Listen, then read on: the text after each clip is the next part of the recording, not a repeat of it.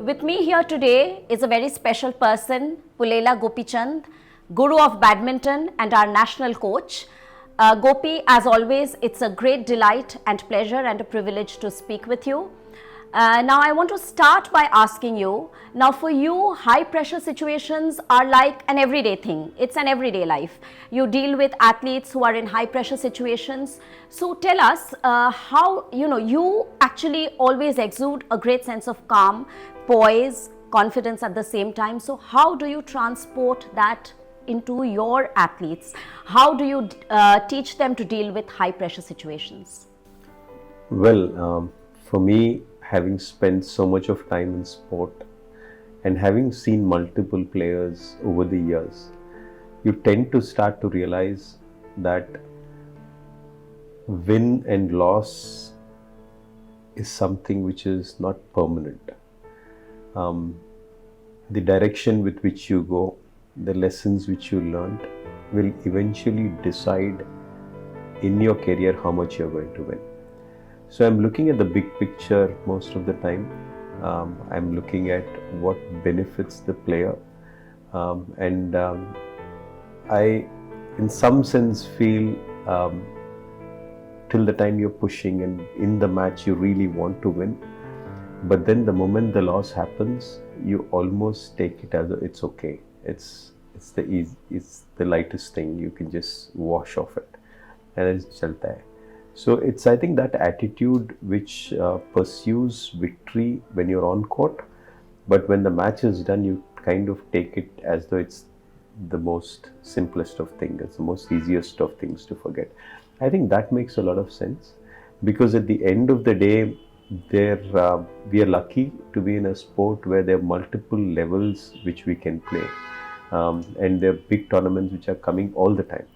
So it's important that your journey on that direction is important rather than that match in particular.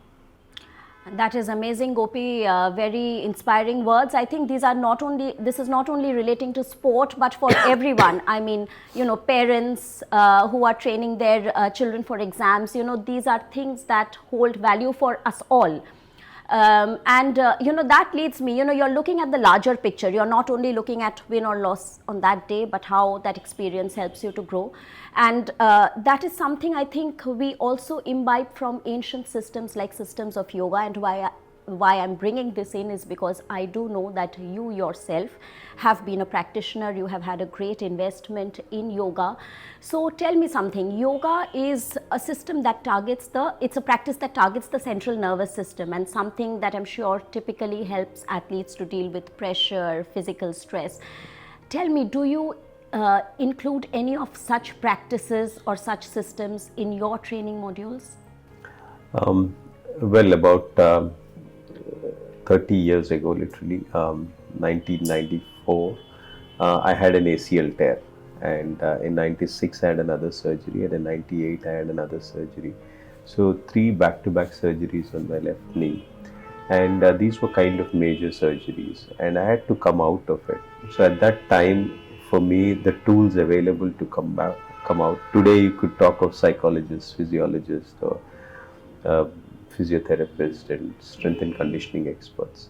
But then back in the day, for me, I had a doctor who did my surgery, but a lot of what I got was from learning books. It was at a time when we didn't have the internet the way we have, or knowledge the way we have easily available. So for me, books were a big thing, and most of what I benefited from was from ancient Hindu texts and yogic books.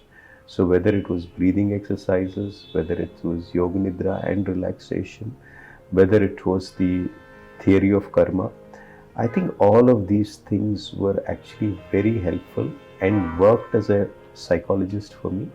And I think today also they hold a lot of value. More than the words which are said, if you were to do a particular breathing practice, or if you were to do a yogic relaxation technique called yoga nidra, you would benefit far more from it than by talking yourself out of it. The mind which is creating the problem cannot be the mind which is creating the solution as well. it will just get you entangled more and more.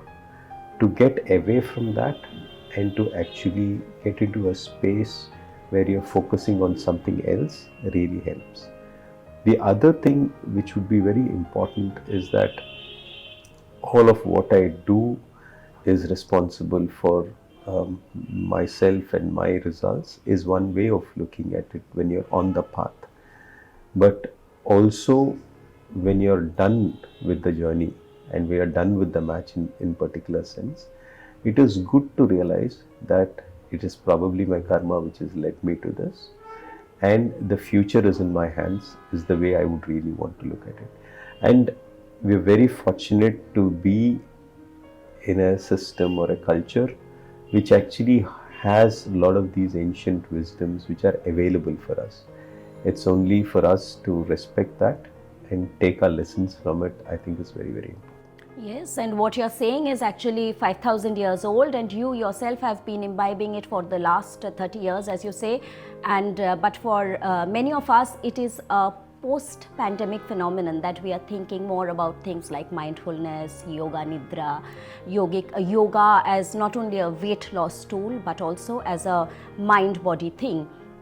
Now, and of course, mental health and mental wellness is something which we are all talking about. So it's great to hear you say these things which you have obviously thought through a lot. Now, from mental health and mental wellness, I'm going to move a little bit into asking you about the ladies that you train, because obviously your we have had PV Sindhu, we have had Saina, and now Gayatri is in the making, your own daughter.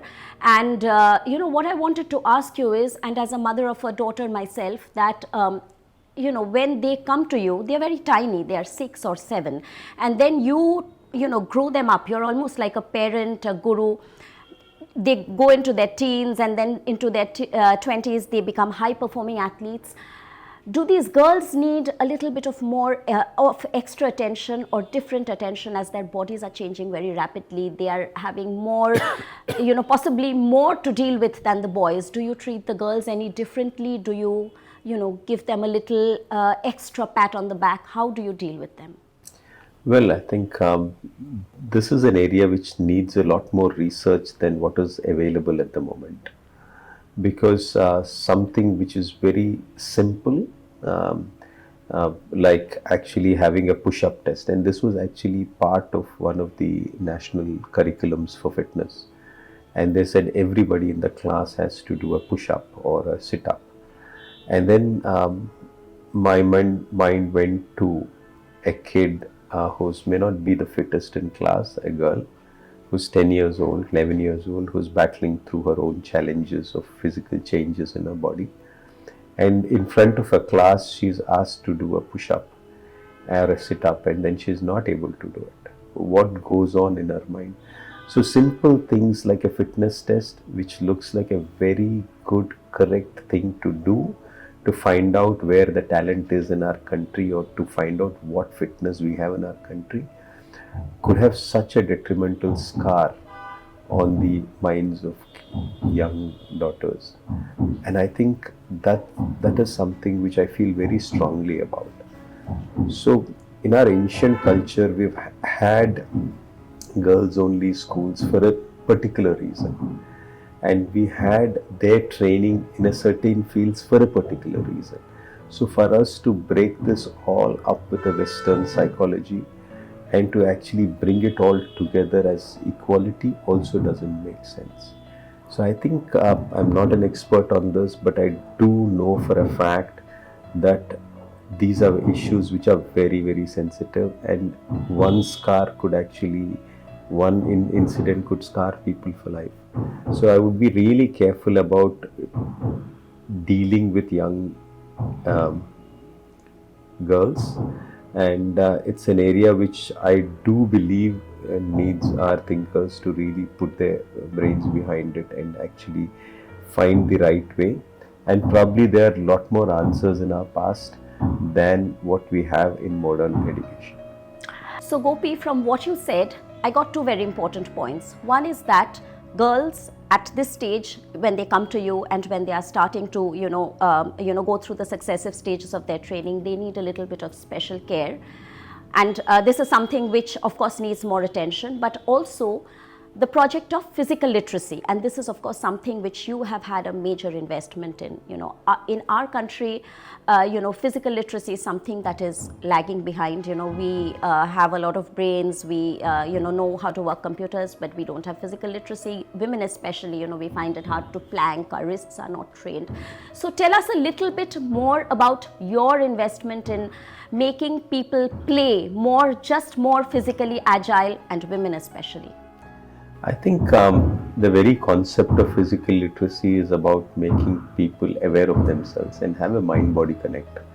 And this has always been the case with us. But in the last, say, 30 to 40 years, we've grown numerically, we've grown alphabetically, but truly we've gone down on the physical side. And either it's our gadgets or our cities or the modes of entertainment have not really helped us actually go beyond the other literacies, and our physical literacy actually has come down. So I would really have to go back again to our culture, because whether it's our dance forms or whether it's our art and art, we've always had women do different things. So physical literacy is not related to sport alone, but it could be anything which makes us actually active in life and which connects our mind and body together. And different people, and that's the reason, the beauty of the Indian culture. We have a Bharatanatyam, we have a Kuchipudi or a Kathakali, and also we have dance forms which actually unite people together. Yoga, which is done singularly, but also group yoga has been done. Dances like dandiya have been done. Meditation is a mind-body connect activity. Breathing exercises are mind-body. So at different stages in your career, you could be a young girl who's physically endowed, and you could do planks and you could do push-ups. That could be a small number, but the same girl over time, maybe after pregnancy, starts having her issues, and she has to start from zero again. And then she needs to learn these things which were very normal before. She has to relearn them, and that's another challenge.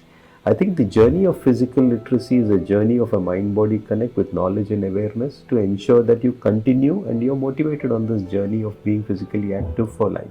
And it could change different forms, in the sense that at a time when your body is perfectly fit, you could do it, but if you have a surgery for some reason and then you're not able to do it, you have to still be motivated. You have to have the knowledge of what you can do. And some of us could be playing very active sport, and maybe after a while we need to move out to different activities of physical levels. So I think the very understanding to have is important. The motivation is the primary source, and we need to continue on this journey for life, and that would be very, very important. So extremely instructive what Gopi told us, that physical literacy, it's not only playing sport, it's learning a dance form, it's even doing housework, which we don't tend to do these days. With so many gadgets, we are using the gadgets, we are not doing housework, we are not lifting our own children, we have someone to lift our own child. So these are things which contribute to our physical literacy. As Gopi said, these are things which have been in our culture for ages, and these are things which sport teach us, and then it takes us beyond sport also. Now, I'll end this interview with one question. It again ties with your life, your personal experiences. I know that your mother was very sick when, your academy was coming up, but she was still contributing, and subsequently, when by God's grace she was cured, she became very hands-on with the academy. Now, from what we were just discussing, as physical literacy, sport, giving you life lessons and taking you beyond sport. Now, I want to get that same aspect in your mother who was sick, or someone who is physically challenged, perhaps differently abled. How does sport act as a platform to get them into mainstream society? That is another part of sport beyond sport. Well, I think what the Paralympic movement has done is actually give hope to people who are differently abled.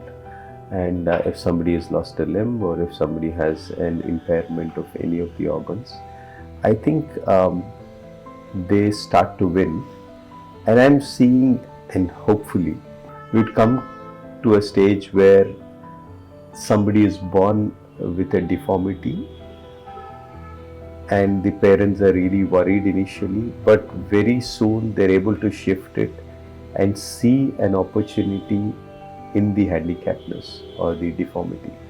I think I would really love to see that kind of a scenario come up where parasport becomes so big, then so very obvious or pronounced, that everybody, if they have a deformity, they are looking at this as an opportunity. And that kind of a society is what I would really think will help. And I was very fortunate that when my mother had this thing, we were having the academy built, and she would, in between her chemos, she would actually be at the hospital for the time of the chemos, and after that, in between, she would always be at the construction site. I think that for me was a huge motivation, and it has also helped her in a way, I would think, because there was something to look forward To get over that. I think the burden or the responsibility of building the academy was so much on her that in some sense I thought she couldn't afford to see herself sick, and that's what I think for her. So that burden was a good thing in a way, that it allowed her to put her own sickness at the back of her mind. Excellent. I think that's something which I thought, and I think she's been somebody who's been a solid pillar for me all through my life, as a player, as a coach, and today with the academy also. I think her help is tremendous. Amazing words. And sport as something that enables you to hear, the sporting academy, sport as something that enables you to look beyond the debilities of your circumstances, something that empowers you, something that gives the differently abled another and a better chance in life.